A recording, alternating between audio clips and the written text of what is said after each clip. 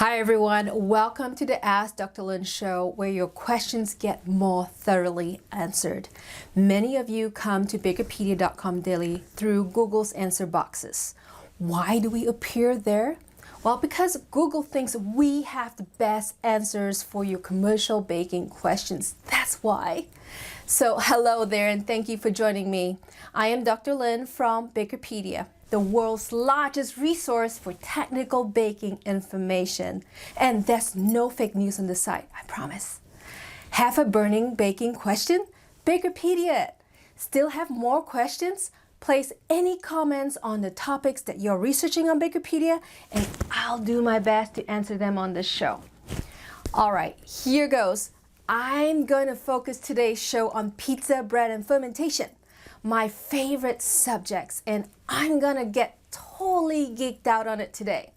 The biggest question today is,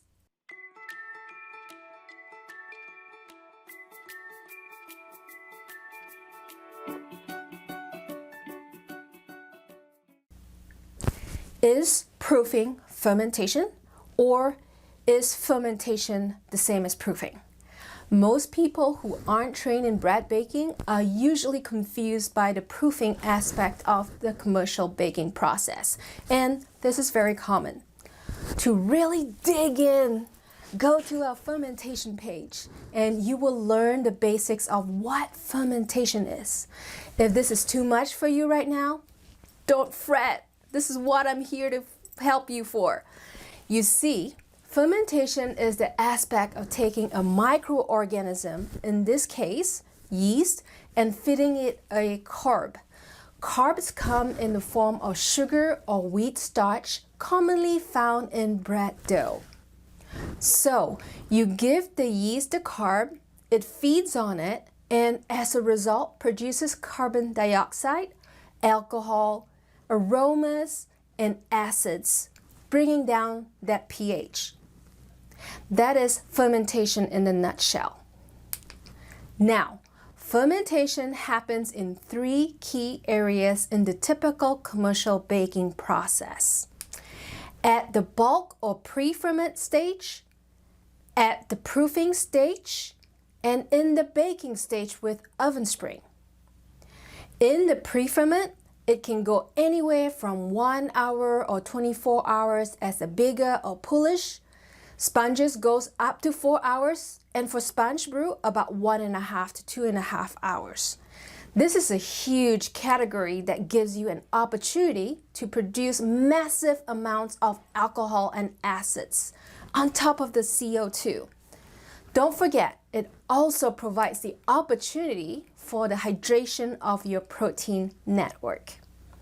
This step is one of the most important in fermentation. Therefore, the longer you keep it here, the more machinable your dough is going to be. Go to our final proof page on BAKERpedia to learn more. In proofing, you're looking to 3 to 5 times the size of the loaf to rise. It usually takes about 60 to 120 minutes to get limited aroma generation.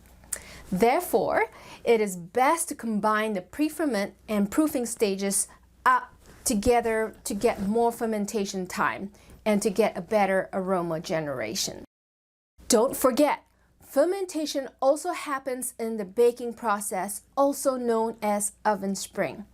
This can happen up to 50% of the baking time. Now, if you don't reach above 140 degrees Fahrenheit or 60 degrees Celsius in internal temps, you don't get to kill the yeast and bacteria in time. How would you know? Well, go to our thermal profiling page to learn how to do this. And if you like to purchase a pedometer, click on the ad on that page and it will give you more information on how to thermal profile your products properly. Okay, back to getting the internal temps to 140 degrees Fahrenheit. For loaf breads, it looks like around 10 to 12 minutes, and in small rolls and buns, it looks like 5 to 7 minutes. Remember, you can control oven spring by making your yeast kill earlier. Again, the information is on the thermal profiling page. By targeting an early yeast kill, you will limit the fermentation and prevent oven spring. So back to the overview. If you take these 3 segments, you can have an idea of what your fermentation process looks like, and you can see where your proofing is happening. I hope you can see here that proofing is a subset of fermentation. It is to give you the volume and the look of a yeast resin product.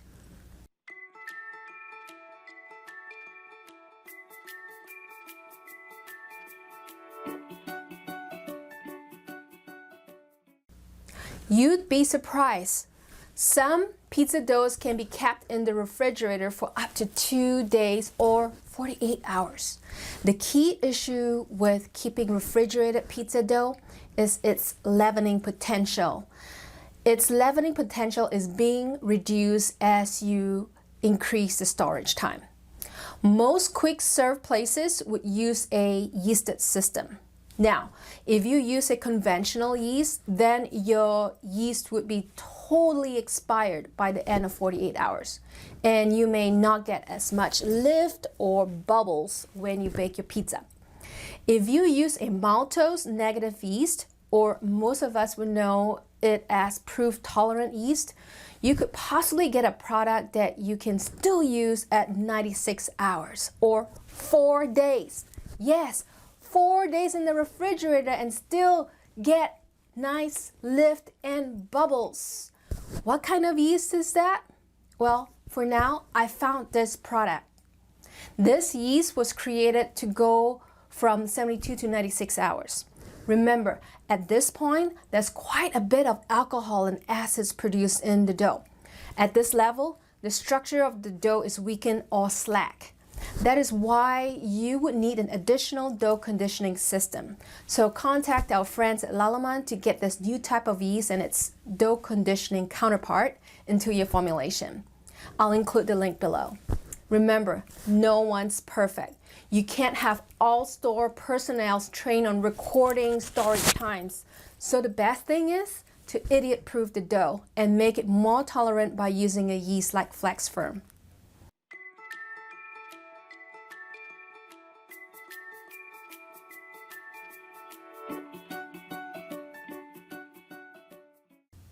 Sourdough rye bread. Yum! It's one of my most favorite things in this world.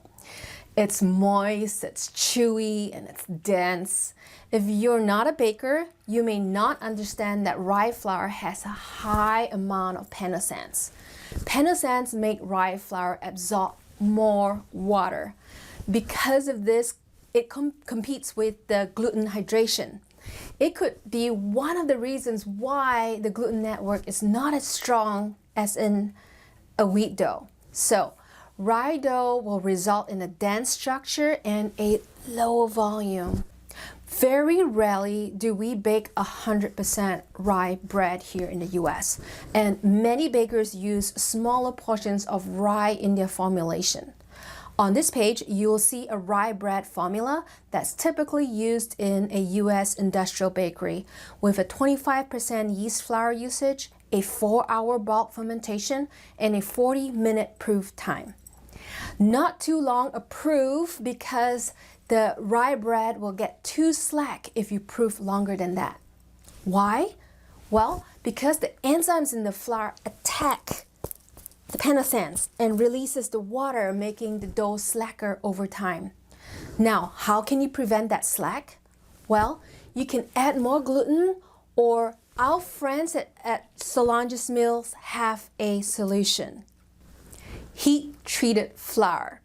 Yes, you heard me right. Why heat-treated? Well, when you heat-treat flour, you denature the enzymes. In this case, they kill all the enzymes in the rye flour that act on the panacenes. Remember what I say about rye flour having a high amount of panacenes? So with the enzymes removed, there will be no longer any attacks on the panacenes. So they can still do their jobs and hold on to the water molecules. So if you're having issues with slack rye dough, either cut the fermentation time, add more gluten, or use a heat-treated rye flour from people like Solange's Mills. If you have any more baked product quality questions, do a search on BAKERpedia for a solution.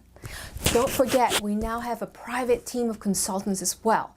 Just go check out this page and you can have our team come on site to solve your problems. Well, that's all I have for today. Okay, till the next time, bakers. Fermentation questions? BAKERpedia it!